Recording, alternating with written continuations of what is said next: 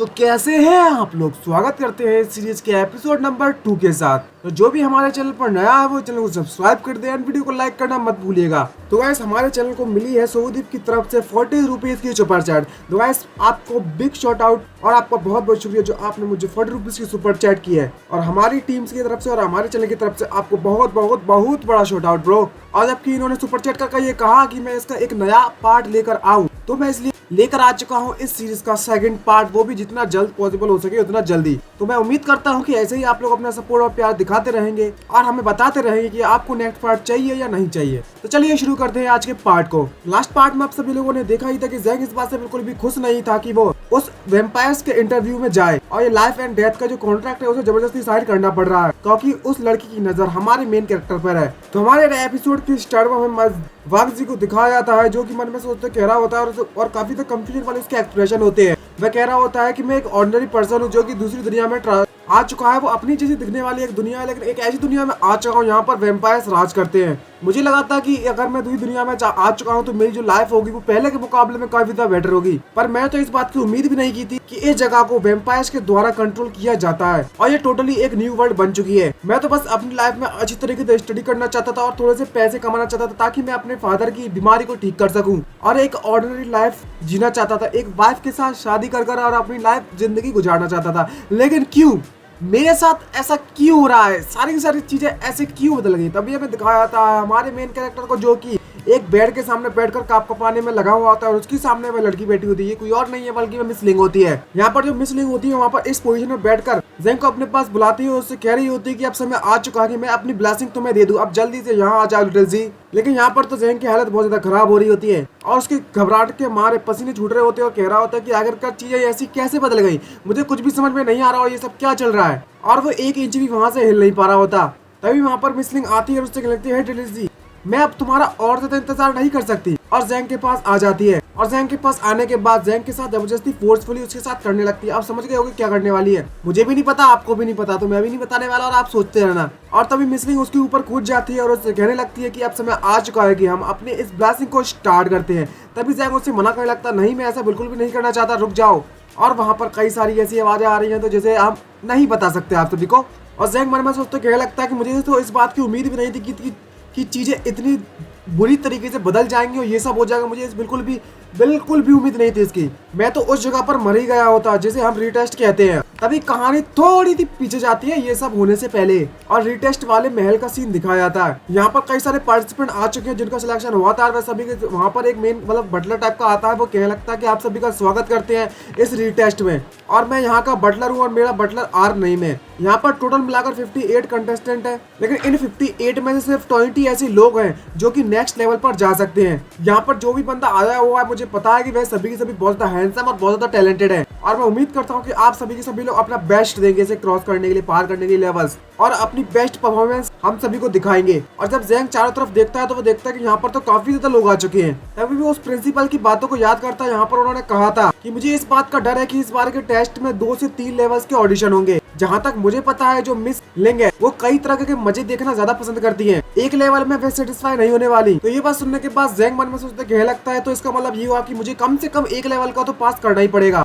वरना मुझे किसी कचड़े की तरह ट्रीट किया जाएगा इन लोगों के द्वारा। तो चाहे कुछ भी हो जाए एक लेवल तो पास करना बनता है। इन 58 पीपल में से सिर्फ 20 लोग ही ऐसे हैं जो कि नेक्स्ट लेवल पर पास कर पाएंगे। यहाँ तो 50% पासिंग रेट भी नहीं आ रही। लेकिन ये बात सुनने के बाद वहाँ पर जितने भी लोग होते हैं वो चिल्लाने लगते हैं और उससे कहने लगते हैं लॉर्ड आर आखिरकार हम किस लिए कम्पीट करने वाले हैं, हम चाहते हैं कि आप इस कंपटीशन को जितना ज्यादा फास्ट हो सके उतना ज्यादा फास्ट स्टार्ट कर दें। मैं और ज्यादा इंतजार नहीं कर सकता मिस लिंग का। और सभी के सभी लोग वहाँ पर एक्साइटेड से भर जाते हैं और चिल्लाने लगते हैं। तभी बटलर उन सभी से कहने लगता है मैं आपको एक बात बताना तो भूल ही गया कि जैसे ही आप सभी के सभी लोग इस मैनर के अंदर घुसे थे तभी जो पहला टेस्ट है वो ऑलरेडी स्टार्ट हो चुका था और आप सभी जितने भी लोगों में से बिना परमिशन के जहाँ पर भब्बर या आवाजें करने में लगा हुआ है वह सभी के सभी लोग बाहर चले जाओ पहली फौजत में, तुम सभी के सभी लोग फेल हो चुके हो। ये बात सुनने के बाद वहाँ पर जितने भी लोग होते हैं वो कभी शौक हो जाते हैं और बटलर आर उससे कहने लगता है कि हमारी फैमिली का मेंबर बनने से पहले सबसे पहला रूल ये होता है कि तुम्हें चाहे कुछ भी हो जाए ओबीडिएंट रहना है और हमारी आज्ञा के बिना कुछ भी नहीं करना है और अपनी औकात में रहना है और सर्वेंट के तौर पर बिना परमिशन के तुम्हें एक चू की आवाज करने की भी परमिशन नहीं है और तुम बिना परमिशन के यहाँ पर इतनी ज्यादा भब्बर मचाने में लगे हुए हो इसलिए तुम लोग फेल होते हो। ये बात सुनने के बाद वहाँ पर जितने भी पार्टिसिपेंट होते हैं उनके पसीने छूट जाते हैं और बटलर कहने लगता है कि यहाँ पर ऐसे कितने लोग हैं जिन्होंने आवाज की थी। तभी वहाँ पर एक बंदा आता है और उससे कहने लगता है कि यहाँ पर 32 पीपल्स है। ये बात सुनने के बाद बटलर कहने लगता है इतने ज्यादा, और वो बताता है कि इन लोगों में से कुछ लोग नॉइस नहीं कर रहे थे बल्कि में आपस में कानाफूसी कर रहे थे जब से ये लोग इस मैनर में घुसे हैं। ये बात सुनने के बाद जो बटलर होता है वो सोचने लगता है और उससे लगता है लेकिन ये तो कुछ ज्यादा ही लोग ऐसे हो जाएंगे यहाँ से चले जाएंगे और हम ऐसा नहीं चाहते कि जिससे पहले की जो मेन इवेंट है वो खत्म हो और लोग कम बच जाए, ऐसा हम बिल्कुल भी नहीं चाहते। 26 ही लोग बचेंगे, इसका मतलब ये नहीं हुआ कि सिर्फ 6 ही लोग एलिमिनेट होंगे नेक्स्ट। और ये मिस लिन के लिए भी बहुत ज्यादा मजेदार नहीं रहने वाला। तो कैसा रहेगा कि मैं सिर्फ 5 लोग, जो 32 लोग जहाँ से आउट हुए थे उनमें सिर्फ 5 ऐसे लोग हैं जिन्हें हम दोबारा मौका देंगे पार्टिसिपेट करने के लिए। अगर आप उस रिजरेक्शन मैच में जीत गए तो तुम डायरेक्टली एलिमिनेट नहीं होगे। ये बात सुनने के बाद सभी एक्साइटेड हो जाते हैं और बिना जितनी ज्यादा कम हो सके उतनी ज्यादा आवाज में चिल्लाने लगते हैं। ये तो काफी अच्छा हुआ, इस बार हम बिल्कुल भी आवाज नहीं निकालेंगे। और बटलर भी खुश हो जाता है और स्माइल मारता है और इससे क्या लगता है कि जो रिजरेक्शन बैटल है उसके अनुसार तुम सभी को आपस में मिलकर फाइट करनी होगी इस गोले के अंदर। जब तक तुम इस सर्कल को लीव नहीं करोगे तब तक तुम जिंदा रहोगे, आई मीन पास करने के काबिल होगे। और सिर्फ 5 ऐसे लोग हैं जो इस सर्कल के अंदर आएंगे वही काबिल होंगे नेक्स्ट राउंड में जाने के लिए। ये बात सुनने के बाद जो ज़ैंग और वैन होता है वो काफी शॉक हो जाते हैं और कहने लगता है, मन में सोचते हैं कि इसका मतलब सीधे सीधे नहीं होगा, ये सभी के सभी लोग आपस में एक दूसरे को मरवाना चाहते हैं। हमारी किस्मत तो वाकई में बहुत ज्यादा अच्छी है कि जो वैन चेंग और हमने यहाँ पर बोलने की हिम्मत नहीं दिखाई और ना ही किसी प्रकार की आवाज निकाली। इतने सारे लोग एक बार में उन्होंने बाहर निकाल दिए। यहाँ पर जो आम लोग हैं वो तो इसका किसी का भी एक पंच को सहन नहीं कर पाएंगे। और तभी हमें किसी बंदे को दिखाया जाता है जो कि उनके सामने खड़े हुए एक बंदे को स्वॉर्ड से पेल देता है। और तभी उनमें से बंदा आकर चिल्ला के लगता है कि 32 लोगों में से सिर्फ 5 ही ऐसे लोग हैं जो कि नेक्स्ट राउंड में जाने वाले हैं एक एक करके। भले ही वे लोग जीत जाएं, लेकिन उनके पास इतनी ज्यादा स्ट्रेंथ नहीं है कि वे नेक्स्ट राउंड में पार्टिसिपेट कर सकें। तो हमारे पास यही सबसे ज्यादा फास्ट और आसान तरीका है। अगर तुम यहाँ पर नहीं मरना चाहते तो मुझे उन 5 लोगों में से बनना होगा और जल्दी आ जाओ मेरे पास, मैं तुम सभी को मार दूंगा जो भी मेरे पास आएगा। ये बात सुनने के बाद जो ज़ैंग और वैंग होता है वो दोनों को दोनों शॉक हो जाते हैं और उससे क्या लगता है ये बंदा तो टोटली पागल हो चुका है और जो लोगों को बिल्कुल बेरहमी से मारने में लगा हुआ है। यहाँ पर तो ये नाइफ भी लेकर आया है। तभी वहाँ पर एक लड़की आती है और वहाँ पर,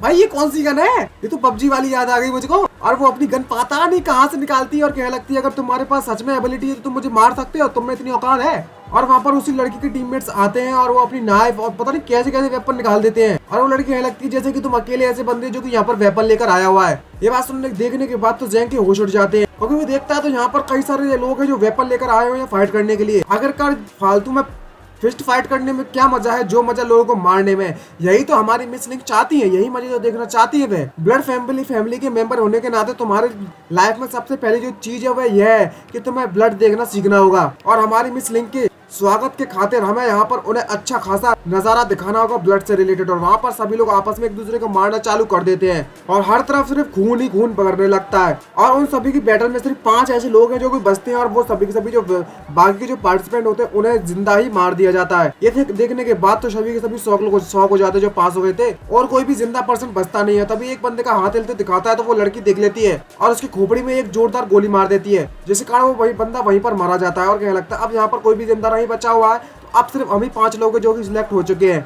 ये बात सुनने के बाद बटलर वहाँ पर आता है और उससे लगता है मिस यू, आपने तो वाकई में बहुत ज्यादा अच्छी परफॉर्मेंस दी है, तो अब आप अपनी टीम के पास वापस जा सकते हैं। और सभी पार्ट्स जो पास हुए लोग होते हैं वो वापस से उन्हीं लोगों को मिल जाते हैं जो पहले पास हुए थे। और ज़ैंग ये सब देखने के बाद काफी शौक होता है और क्या लगता है ये सभी के सभी एक नंबर के लुनाटिक्स हैं। और जिस बंदे ने पहले नाइफ से एक बंदे को मारा था वो ज़ैंग की तरफ देखता है और उससे लगता है तुम क्या देख रहे हो मेरे को। ये देखने के बाद दोनों डर जाते हैं वैंग और ज़ैंग। तभी नाइफ वाला बंदा ज़ैंग से कहने लगता है तुम्हारे चेहरे को देखकर तो ऐसा लगता है कि तुम एक स्टूडेंट हो, मैंने सही कहा ना, आज मैं तुम्हें अच्छा सबक सिखाने वाला हूँ कि आखिरकार ये सिनिस्टर सोसाइटी, आई मीन ये पापी सोसाइटी क्या करती है। तुम बाद में रोना मत। और कभी डराने लगता है। ये देखने के बाद वैंग के तो वहीं पर आंसू छूट जाते हैं और आगे से गीली हो जाती है, पीछे से पीली हो जाती है और क्या लगता है खत्म, मेरी जिंदगी तो खत्म, मेरी उन लोगों की नजर अब मुझ पर पड़ चुकी है। तभी ज़ैंग उसके कंधे पर हाथ रखता है, उसे शांत कराता है और उससे लगता है कि तुम्हें डरने की जरूरत नहीं है। जैसा कि तुम जानते हो हमने ऑलरेडी राउंड 1 को पास कर लिया है, अब यहाँ पर नेक्स्ट राउंड में हमें सिर्फ हार माननी है और वापस चले जाना है। ये बात सुनने के बाद वैंग भी काफी खुश होने लगता है और कहने लगता है हाँ सही कहा, हमें सिर्फ हार माननी है और कुछ नहीं करना। तभी जो बटलर आर होता है वो अनाउंस करने लगता है कि सभी के सभी लोग 31 पीपल टोटल यहाँ पर बचे हुए हैं। तो अब समय आ चुका है कि हम इस कंपटीशन के पहले राउंड को इस्तेमाल करें, मतलब स्टार्ट करें।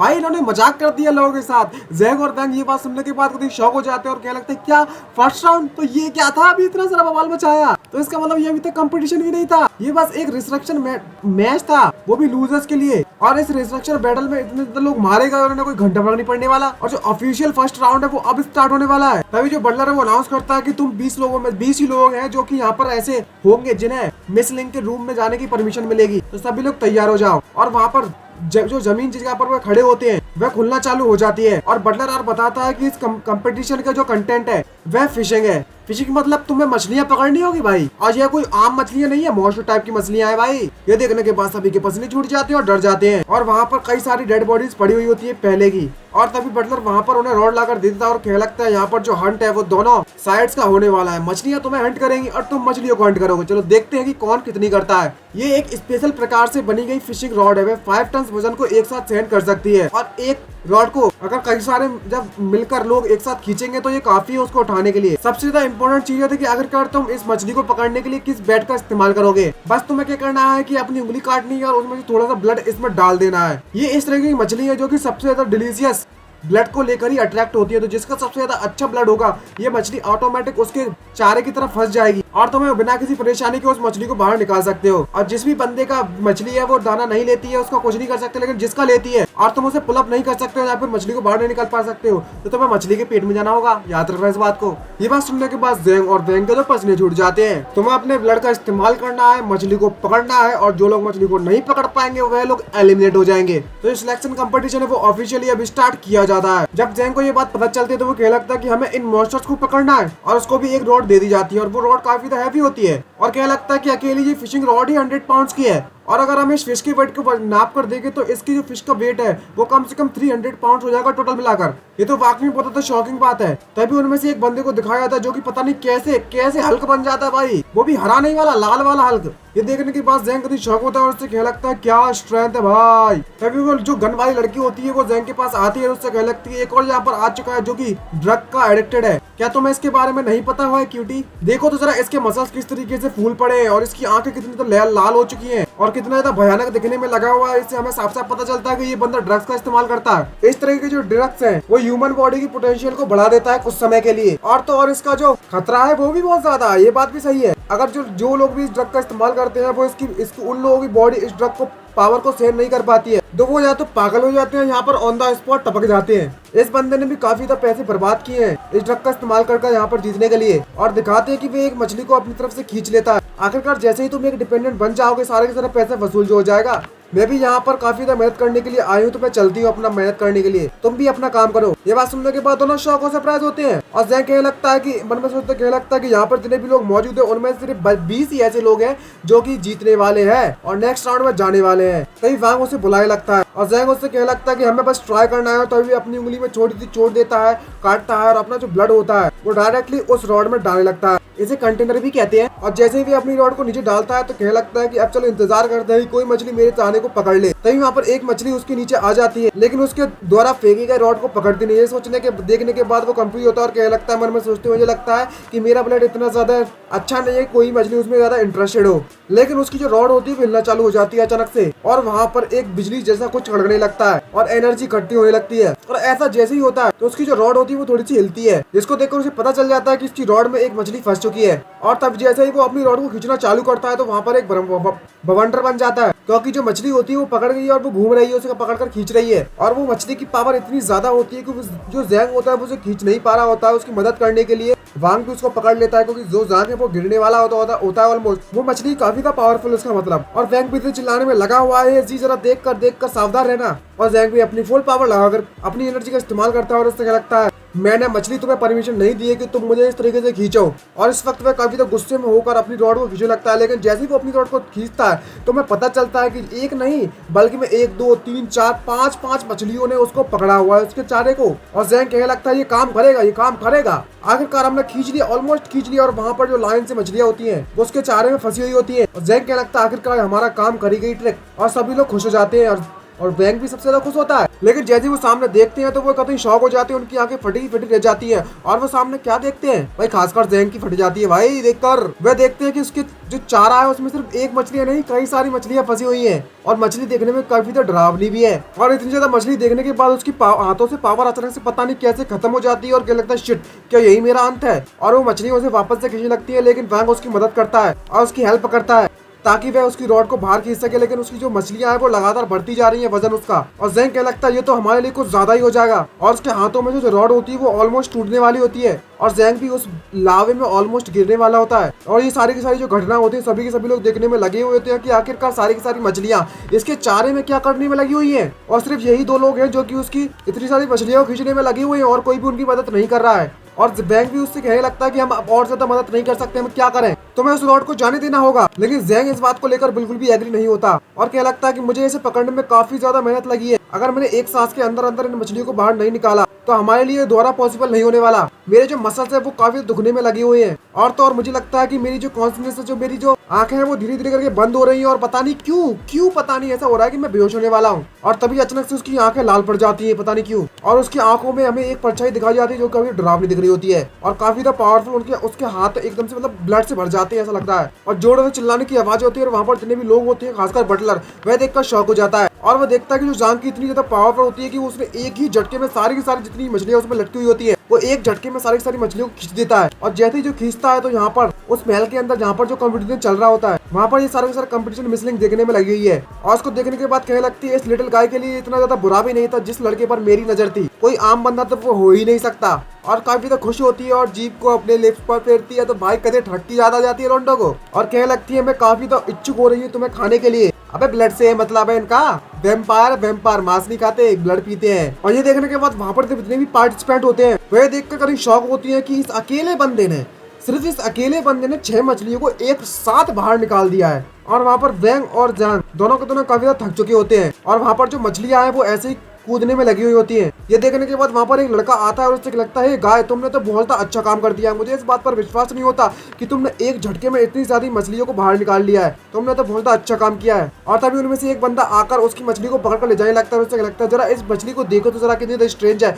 और कितना स्ट्रॉन्ग है। तभी जैंग खड़ा होता है और उससे क्या लगता है कि तुम यहाँ से निकल तो लो पहली फुर्सत में। ये देखने का तो वहाँ पर जितने भी लोग होते हैं उनकी नजरें गुस्से में जैंग को देखने लगती है, लेकिन जैंग भी वहाँ पर खड़ा होता है और उससे क्या लगता है कि मैं तुम्हें वार्निंग दे देता हूँ, ये माल मेरा है, अगर तुमने हाथ लगाए तो तुम्हारे टोटे टोटे कर दूंगा, तुम्हारी भुर्जी बना के इन मछलियों को खिला दूंगा, याद रखना। ये बात सुनने के बाद वहाँ पर जितने भी लोग होते हैं वो कह लगते हैं यंग मैन तुम्हें इतना ज्यादा एरोगेंट बनने की जरूरत नहीं है, तुमने आखिरकार इतनी ज्यादा मछलियों को जो पकड़ रखा है तो हम आखिरकार मछलियों को कहाँ पकड़ने के लिए जाएंगे, कैसा लगा कि अगर कुछ मछलियों को तुम हमारे साथ शेयर कर दो तो आखिरकार तुम्हारे पास करने के लिए इनफ मछलियां जो है। ये बात सुनने के बाद सभी एग्री हो जाते हैं और भाई कितने कितने कमीने लोग हैं यार, कितने कमीने हैं। तभी वहाँ पर जैंग खड़ा होता है और उनसे कहने लगता है कि यहाँ पर जो जैंग है उन्होंने सारी की सारी मछलियां पकड़ी हुई है और ये सब काम करते हुए वो ऑलमोस्ट मर गया था और तुम कह रहे हो तुम उसकी सारी की सारी मछलियां रॉब करना चाहते हो, चुराना चाहते हो। ये बात सुनने के बाद जैंग खड़ा होता है और उससे लगता है हाँ सीधी बात दिख रही है कि ये मुझसे चुराना चाहते हैं मेरी मछलियों को, आखिरकार इन्होंने अभी तक एक भी मछली नहीं पकड़ी हुई है और ये एक इस बात को लेकर श्योर है कि ये मुझे बुरी तरीके से पीट सकते हैं या नहीं पीट सकते हैं। और ये हेजिटेट करना है कि मैंने अकेले इतनी ज्यादा मछलियों को खींच दिया है तो क्या मेरे पास पावर्स हैं या फिर ये रूल्स के खिलाफ है। जैसे ही इन्हें रूल्स का पता चलेगा तो ये सारे के सारे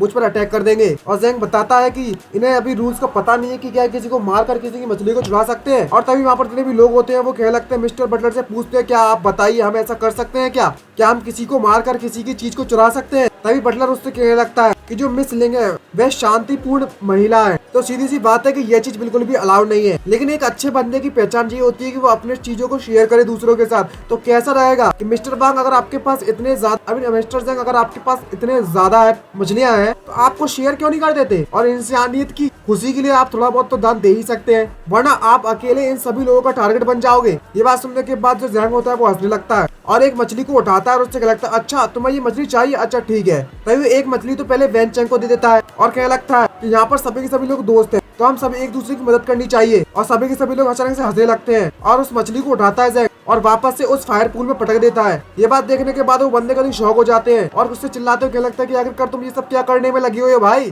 तभी जैंग उससे कहने लगता है मैं तो बस तुम्हारी मदद करने में लगा हूँ, क्या तुमने अभी भी नहीं कहा था कि इस पॉन्ड में और तो मछलियां नहीं बची हुई है और ये आपके तुम सभी कंपटीशन को अफेक्ट कर रही है। तभी वो बंदा कहने लगता है लड़के क्या तुम हमारे टारगेट बनना चाहते हो, ये टूर्नामेंट है वो नॉकआउट है और हम सभी लोगों में सिर्फ एक ही ऐसा बंदा होगा जो डिपेंडेंट बनने वाला है। ये बात सुनने के बाद जैंग कहने लगता है कि अगर मैं तुम्हें मछलियां दे दूं तो तुम्हें लगता है कि मैं तुम्हारा एनिमी नहीं रहने वाला, अगर ऐसी बात है तो क्या मैं ऐसा नहीं कर सकता कि इतना ज्यादा पॉसिबल हो सके उतना ज्यादा एनिमीज को यहाँ पर मैं एलिमिनेट कर दूं, जबकि मैं कर सकता हूँ ऐसा। और अगर मैं अपनी मछलियों को तुम्हारे साथ डिस्ट्रीब्यूट करता हूँ तो इसका मतलब ये नहीं हो जाएगा कि मैं अपने कंपटीशन अपने कंपटीटर को ही अपने साथ लेकर जा रहा हूँ। और मेरे तो सुसाइड जैसा हो जाएगा मेरे लिए। ये बात सुनने के बाद बंदा क्या लगता है, ये बंदा तो कुछ ज्यादा ही एरोगेंट हो चुका है। तभी जैंग खड़ा होता है और उससे कहने लगता है, अगर ऐसी बात है तो मैं तुम्हें अपनी और एरोगेंस दिखाता हूँ। एग्जाम्पल के तौर पर एक मछली को उठाता है सभी को दिखाते हुए, कहता है कि जो भी मेरे सामने अपने घुटनों के ऊपर मुझसे भीख मांगे और मुझे डेड खाएगा, मैं उस बंदे को ये मछली दे दूंगा। कैसा लगा, कौन कहना चाहेगा? ये बात सुनने के बाद सभी लोग हेजिटेट करने लगते हैं। तभी जैंग कहने लगता है कि तुम्हें इसके बारे में सोच लेना चाहिए, मेरे पास ज्यादा मछलियां नहीं बची हुई है और मुझे ये भी नहीं पता कि तुम्हें कितना समय लगने वाला है खुद से इन मछली को पकड़ने के लिए। और शायद तुम्हारे पास ऐसे भी चांसेस 100% है कि तुम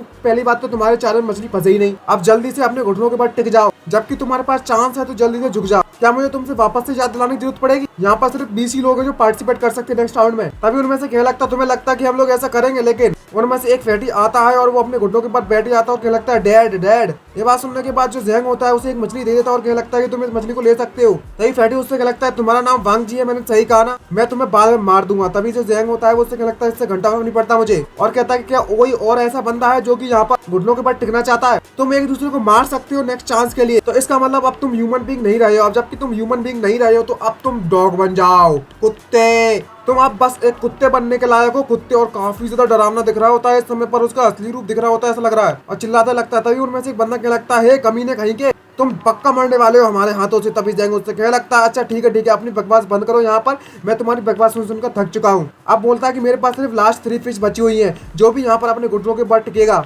उसे ये फिश मिल जाएगी। और सभी के सभी लोग वहाँ पर अपने घुटनों के ऊपर टिक जाते हैं और सभी लोग मन में सोचते कहने लगता है कि भले ही इसके पास फिश आ गई है, लेकिन इन लोगों की जो किलिंग इंटेंट है वो बहुत ज्यादा हाई है। और सभी के सभी लोग वहाँ पर उस वांग जी को मारने के लिए पीछे पड़े हुए हैं। तभी वैन आकर उसके पास कहने लगता है, वांग जी क्या तुम कुछ ज्यादा ही नहीं कर रहे हो यहाँ पर? तभी जैंग उससे कहने लगता, अच्छा मैं ज्यादा कर रहा हूँ? कुछ ज्यादा नहीं है ये सब, जरा उनकी आंखों को देखो, उन सभी के सभी लोग मुझे यहाँ पर मारना चाहते हैं। उनकी आंखों में सिर्फ एक ही चीज दिख रही है कि किस तरीके से इस जगह को पास करें और नेक्स्ट राउंड में जाएं और किस तरीके से ब्लड फैमिली के मेंबर बन जाए, चाहे उनके लिए किसी को भी मारना पड़े, कूटना पड़े, काटना पड़े, कुछ भी करना पड़े। उनके दिमाग में तो बस यही बात है कि आखिरकार किसी इंसान को मारना, उस ब्लड क्लैन में शामिल होने के लिए उनके लिए कौन सी बड़ी बात है। ये सभी के सभी लोग अब इंसान नहीं रहे हैं, तो आखिरकार मैं इन्हें इंसानों की तरह ट्रीट क्यों करूं? ये बस कचड़े हैं कचड़े, और इन लोगों से मुझे गंदी घृणा हो रही है, मतलब गंदी बदबू आ रही है और कुछ नहीं। ये जब इस तरीके का रिएक्शन देखता है जैंग का, तो ये देखकर वैन का शौक हो जाता है और कहने लगता है, ये तो वाकई बहुत अजीब बात है, आखिरकार ये बंदा इतना ज्यादा डिफरेंट क्यों दिख रहा है पहले के मुकाबले में? पहले तो ये बस अपनी जान को बचाना चाहता था, लेकिन अब ये थोड़ा और ज्यादा क्रेजी हो चुका है।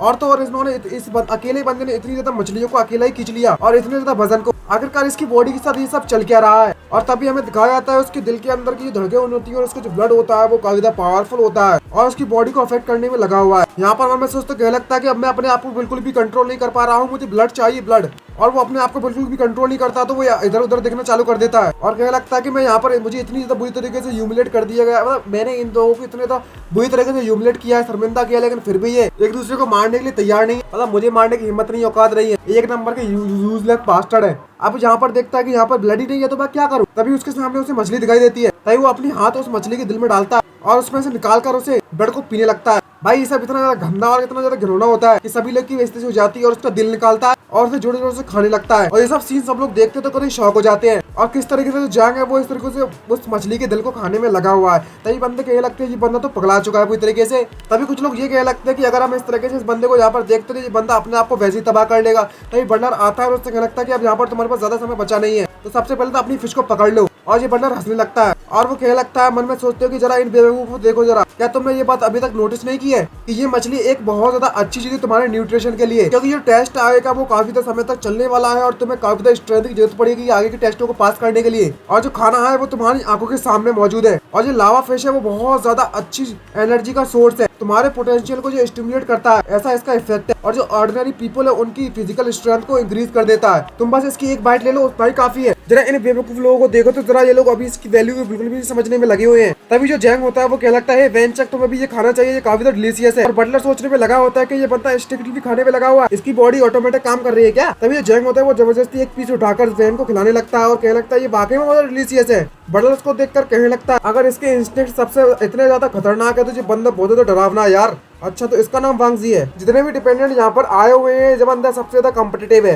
तभी वहाँ पर एक बंदा आता है, उससे लगता है, मास्टर आर, हमने इस मछली को ऑलरेडी पकड़ लिया है, मैं तुमसे कुछ पूछना चाहता हूँ मास्टर आर, इन मछलियों को क्या मैं हैंडल कर सकता हूँ अपने अनुसार? ये बात सुनने के बाद बटलर उससे कहता है हाँ बिल्कुल जो तो है तुम वो कर सकते हो। और वह बंदा भी अपने नाइफ से उस मछली को काटता है और सभी लोग मिलकर खाने लगते हैं और सभी लोग वो मछलियों को खा जाते हैं और कुछ भी न बचता मछलियों में। और बटलर ये देखकर कहने लगता है कि यहाँ पर जितने भी लोग और मैं सभी के सभी लोग बेवकूफ नहीं है। ये चीज तो ये कंपटीशन तो वाकई में और द इंटरेस्टिंग होते जा रहा है यार। और फाइनली हमें 20 ऐसे पीपल्स मिल जाते हैं जो कि नेक्स्ट राउंड में जाने के लिए काबिल हो चुके हैं। तभी जो वैन होता है ये सब देखने के बाद कहने लगता है कि इस राउंड में 11 लोगों को एलिमिनेट किया गया है और इनमें से कई लोग तो मारे गए। किस्मत वाली बात है कि जो हमारा टारगेट था वो फर्स्ट लेवल को क्रॉस करने का वो कंप्लीट हो चुका है और हम सेकंड राउंड तक आने लगते हैं। तो ये वांग जेंग के पास जाता है और उसे लगता है अब हम वापस जा सकते हैं बिना किसी परेशानी के। तुम्हारा बहुत बहुत शुक्रिया। जब वो वांग जी को देखता है तो उसकी आंखें होती है वो टोटली बदल चुकी होती है और उसके जो फेशियल एक्सप्रेशन होते हैं वे भी पूरी तरीके से बदल चुके होते हैं और ये बंदा कतई खतरनाक दिख रहा होता है इस वक्त। और सिर्फ उन लोगों को दिख रहा होता है यहाँ पर क्लियर इंटेंट निकल रहा होता है इन लोगों के खिलाफ और सभी के सभी लोग यही सोच रहे होते हैं किस तरीके से इस बंदे को मारा जाए और काफी ज्यादा बेकार लुक देते हुए नाइफ से मारने का इशारा भी करता है ये बंदा। तो तभी जो ज़ैंग होता है वो अपनी शर्ट को उतारता है और वहीं पर फेंक देता है और उन्हें मिडिल फिंगर दिखाता है जिसको देखकर वैन डर जाता है और उससे क्या लगता है कि अगर तुम क्या कर रहे हो, हम लोग यहाँ से निकलने वाले हैं, तुम्हें यहाँ पर इस तरीके से उन्हें चैलेंज करने की बिल्कुल भी जरूरत नहीं है।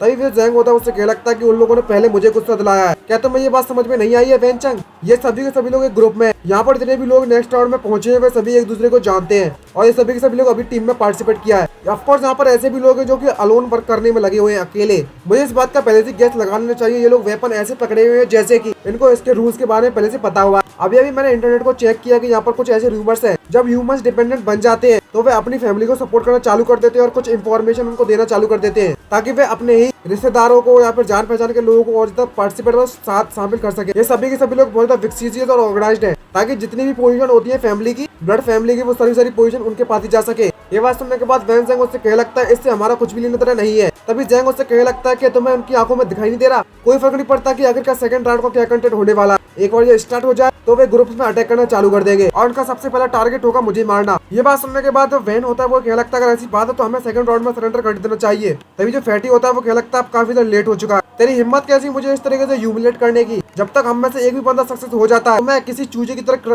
किसी चींटी की तरह मारना आसान होगा हमारे लिए। हम जैसे डिपेंडेंट के सामने तुम बस एक लो बॉन्ड ह्यूमन हो और हम तुमसे काफी ज्यादा डिफरेंट हैं। हम सभी के सभी एक ही फैमिली से सेम फैमिली से रिलेटेड है और हम सभी के सभी नोबल ब्लड लाइन से हमारा जन्म हुआ है और हमें advance blood system, education, dependent बनने के लिए मिल चुकी है और तुम अब कंपेयर कर सकते हो कि यहाँ पर प्योर कौन है और इंफीरियर कौन है। ये बात सुनने के बाद ज़ैंग उससे कहने लगता है अच्छा अब सिखा रहा है, हमको सिखा रहा है, अब मुझे समझ में आया यही रीजन है ये सभी लोग बिना किसी बिना सोचे समझे लोगों को मार रहे हैं। तभी ज़ैंग कहने लगता है वैन चेंग अब तुम्हें समझ में आया कि ये लोग अब इंसान नहीं रहे हैं, ऐसे लोग जो कि ह्यूमन खिलाने लायक बिल्कुल भी नहीं है, उन्हें जिंदा, इन जैसे इंसानों को तो जिंदा रहने का बिल्कुल भी हक नहीं है। ये बात सुनने के बाद वो बंदा हंसने लगता है और उससे कहने लगता है क्या तुम मुझे डराने की कोशिश कर रहे हो और तुम्हें लगता है कि तुम मुझे मार पाओगे, तुम में इतनी औकात है? वो फैटी कहने लगता है तुम कुछ ज्यादा ही बकवास करने में लगी हुई हो, तुम बस एक मुर्गे के समान हो जिसको हम कुछ चल कर रख देंगे। यहाँ पर कुछ ऐसे भी लोग हैं जिनके पास ऑलरेडी इंफॉर्मेशन पहुंच चुकी है और उन्हें पता है कि वेपन लेकर आ सकते हैं कंपटीशन में और हमें इस चेन को ड्रॉप करने की जरूरत नहीं है। क्या तुम्हें ये बात समझ में आई? तभी फैटी उसके पास आता है और उससे लगता है जरा देखो जरा, हम लोगों में से तुम ही सबसे ज्यादा स्ट्रॉन्गेस्ट हो। अड़ा इस बंदे का नाम होता है और हम पांचों में से एक बंदा तो ऐसा है जो गारंटीड पास होने वाला है और जब तुम डिपेंडेंट बन जाओगे तो हमारे बारे में मत भूल जाना बॉस। हमारे सेकंड राउंड का जो कंपटीशन है उसमें क्या होने वाला है, कोई फर्क नहीं पड़ता है क्या होने वाला है सेकंड राउंड कंपटीशन में, हम पास जरूर करेंगे। तभी ज़ांग वैन से कह लगता है कि हमें स्टार्टिंग से ही तुम्हें सरेंडर कर देना होगा। तभी वैन उससे पूछ लगता है तुम्हारे बारे में क्या फिर? तभी ज़ैंग उससे कह लगता है क्या तुमने सुना ना अभी लोग कहने में लगे हो कि चाहे मैं मारा जाऊं, चाहे मैं जीत जाऊं, चाहे हार जाऊं, लेकिन ये मुझे जरूर मार कर रहेंगे। अगर ऐसी बात है तो मुझे इन लोगों को पहले निपटाना पड़ेगा। और वह इस वक्त काफी तो गुस्से में होता है और क्या लगता है कम से कम इन सभी लोगों को तो मार ही सकता है और काफी तो भयानक आंख हो गई होती है उस बंदे की। ये देखने के बाद जो वैन होता है वो भी एक पल के लिए डर जाता है, इतना ज्यादा स्कैरी लुक देखने के बाद, क्योंकि जो ज़ैंग होता है वो काफी डरावना दिख रहा है। वैन ज़ैंग को देखने के बाद मन में सोचते क्या लगता है कि मुझे इन लोगों से तो कम डर लग रहा है, तुमसे ज्यादा डर लग रहा है कि तुम इतने तो खतरनाक क्यों दिख रहे हो भाई, आखिरकार तुम्हारे साथ क्या हो गया है और तुम इतने खतरनाक क्यों बन गए और तुम्हारे एक्सप्रेशन को क्या हो गया। तब ज़ैंग उससे क्या लगता है मुझे भी इसके बारे में कुछ भी समझ में नहीं आ रहा है कि ये सब चल क्या रहा है मेरे साथ, पता नहीं क्यों मेरे अंदर की जो गुस्सा है वो बाहर आ रही है धीरे धीरे करके। मेरे जो खून की क्षमता है और जो खून की रफ्तार है वो बहने की रफ्तार है वो काफी ज्यादा तेज हो चुकी है और मुझे भी कुछ भी समझ में नहीं आ रहा होता कि ये सब चल क्या रहा है मेरे साथ। मेरे अंदर का जो गुस्सा है वो बढ़ता ही जा रहा है, बढ़ता ही जा रहा है और बढ़ता ही जा रहा है और मैं इसका कुछ भी नहीं कर सकता। तभी ये बटलर आकर वहाँ पर अनाउंस करता है कि यहाँ पर जो सेकंड कंपटीशन है वो जल्दी स्टार्ट होने वाला है और थर्ड राउंड में जो सेकंड राउंड है उसमें 17 लोग एलिमिनेट हो जाएंगे और 3 लोग आगे बढ़ेंगे और इस बात का जो फॉर्मेट होगा वो लास्ट बिल्डिंग होगी। तभी हमें उस बिल्डिंग के बारे में बताया जाता है कि इस बिल्डिंग के अंदर 99 फ्लोर है और जो हमारी मिस लिंग है वो टॉप मतलब सबसे ज्यादा ऊपर के टॉप के 3 फ्लोर पर इंतजार करने में लगी हुई है सभी का। जब तक तुम उस टॉप फ्लोर पर इन सभी लोगों से पहले पहुंच जाते हो तो तुम नेक्स्ट पार्ट मतलब सेकंड राउंड को क्रॉस कर लोगे, पास कर लोगे। और अगर ऐसा कर ले तो तुम्हारे पास चांस होगा उनका डिपेंडेंट बनने का, ब्लड फैमिली का डिपेंडेंट बनने का। यही सेकंड राउंड और थर्ड कंपटीशन का बात तो उसके बारे में तुम्हें बाद में बताया जाएगा। और इसी धमाकेदार और इसी सरप्राइजिंग फर्स्ट लेवल के साथ हमारा ये मैच खत्म होता है, ये पार्ट खत्म होता है। उम्मीद करता हूँ कि आप सभी को ये पार्ट पसंद आया होगा। अगर ये पार्ट आप सभी को पसंद आया है तो वीडियो को लाइक करना मत भूलिएगा, चैनल को सब्सक्राइब जरूर कर दीजिएगा और कमेंट कर अपना फीडबैक जरूर देना। और गाइस एक और बार हमारे सोवोदीप की तरफ से हमें 40 रुपये की सुपर चैट आई थी, उसके लिए मेरे दिल से आपका बहुत बहुत शुक्रिया और big shot out bro, big shot out भाई। कितना छोटा तो उतना काम है भाई। तो उम्मीद करता हूँ कि आप सभी को हमारी वीडियो अच्छी लगी होगी। अगर अच्छी लगी होगी तो हमारे चैनल को एक बार सब्सक्राइब जरूर कर दीजिएगा और फीडबैक देना मत भूलिएगा। तो ऐसा ही अपना सपोर्ट और प्यार हम पर बनाए रखिएगा। तो मिलते हैं नेक्स्ट वीडियो में। आज के लिए इतना ही, बाय बाय, सी यू नाराज, साइनिंग आउट, बाय।